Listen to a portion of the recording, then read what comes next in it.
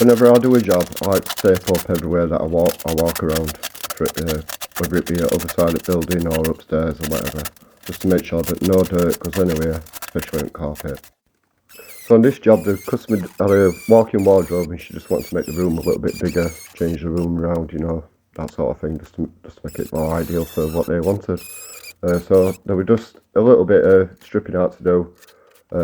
Note to it really, just take a bit of wood off, try and do as little damage as I can, and just obviously prep it up so I can plaster.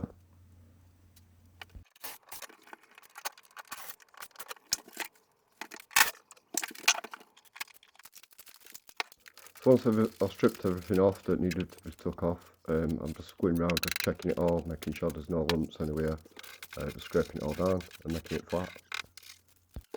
So at this point I'm ready for my unibond,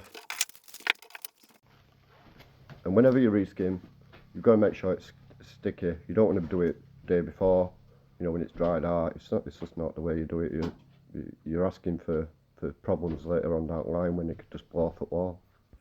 So on this corner where I've took the old bead off, you can see there's a bit of a lip on it. So what I'm going to do is I'm going to feather it out with some plaster before I put my bead on, just to make sure that it's filled out properly, so the bead is in line with the wall. Whenever I'm reskimming over artex, the thickness is the factor of how many coats I'm going to get.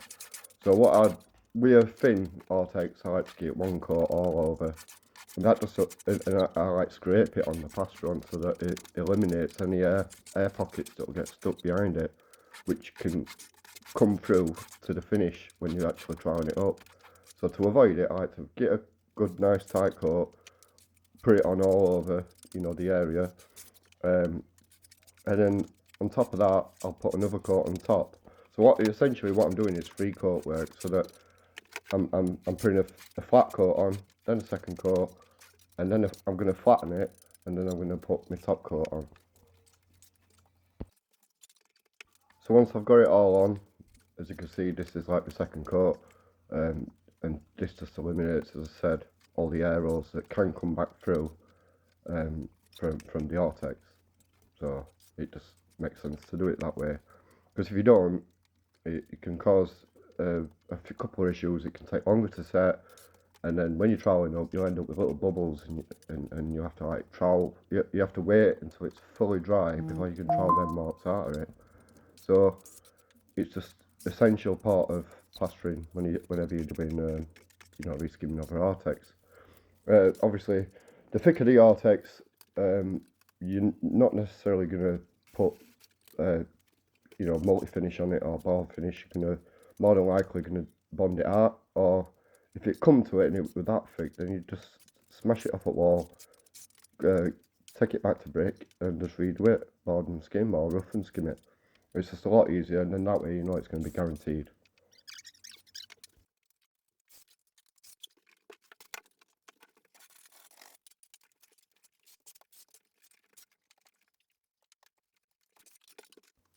So when I've done this part, I'm going to leave it for about 10-15 minutes, 20 minutes even, just to take up. You don't want to go over it too early, you want it just right. So all I'm doing at this phase is just flattening it off, just making sure I follow my leading edge all the way around walls, on the ceiling, just to get it nice and flat. You don't want to flatten it too early or too late, as I've said previously, and you want to find the right time where it's just, you can just put your fingerprints in it slightly. That's how I like it. You flatten it off, and this will be ready for me third coat. Obviously, if it were just a normal reskim, you'd put your first coat on, then you'd flatten, then you'd put your second coat on. But in this case, because it's 3 coats, I'm doing the flatten after my second coat, if you get what I mean. And then in a second, I'm going to be doing the third coat. You can pretty much do this straight away as soon as you flattened it off. So as you can see here, I'm going over it with my third and final coat, just to make sure that none of these little air bubbles come through. I covered the artex well, so believe it or not, this is took like about a bag and a half of plaster, which is, you know, in 25 kilogram bags. And you'd think you'd get a lot further with it, but it gobbles it, you know, artex, the thickness. because you want to make sure you put it on thick enough to cover. That's obviously why people want their artex in skimming.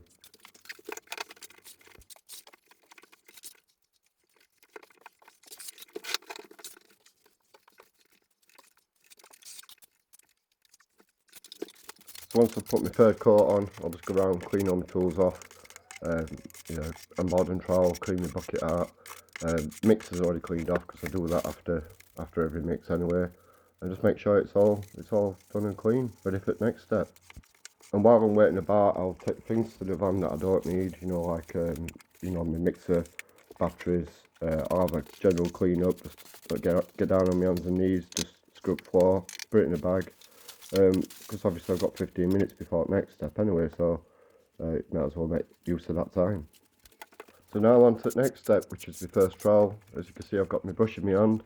I'm not really splashing it with loads of water because you don't need hardly any water. There might be an odd bit where the walls, you know, the wall and ceiling is a different thickness slightly, so you might need a little bit of water to, you know, bring that back to life kind of thing. And I'll just go around and, you know, just make sure it's all flat. This is my first trowel, and some people have a squeezy bottle, but I just think it's an unnecessary tool to keep in your toolkit when we've got enough tools as it is.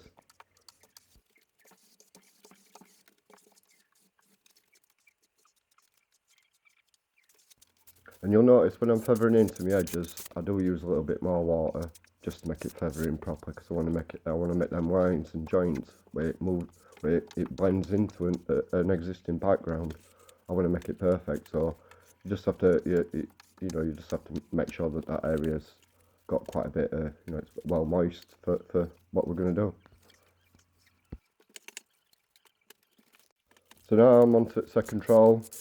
This time you need a little bit more water. You want to splash it a little bit, or spray it if you have a spray bottle or like that. But you don't want loads, just enough to bring it back to life so that you can trowel it, and just make it all neat and flat and tidy.